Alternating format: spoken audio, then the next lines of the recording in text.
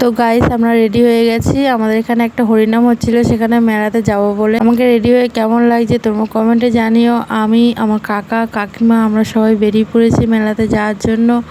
আমাদের এখানে মন্দিরটা কত সুন্দরভাবে লাইটিং দিয়ে সাজিয়েছে দেখো, রাত্রেবেলা খুব সুন্দর লাগে। এটা পিছন দিকটাতে ব্রহ্মা, বিষ্ণু, মহেশ্বর এই তিনটে মূর্তি করা রয়েছে। উপরের দিকে রয়েছে রাম, লক্ষ্মণ, সীতা আর হনুমান।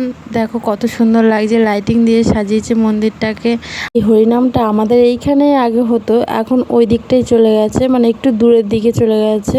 তাই আমরা সেখানেই সেই মেলাটা দেখতে আসলাম। মেলাও বসেছে, হরিনামও হচ্ছে, কত লোক হয়েছে তোমরা দেখে নাও।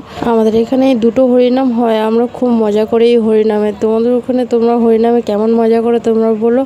আর আমার বাবুর জন্য এবছর আর থাকতে পারিনি মেলাতে, তাই চলে এসেছিলাম বাড়িতে আমরা। আর দেখো কত লোক হয়েছে, কত সুন্দরভাবে মন্দিরটা সাজিয়েছে দেখো।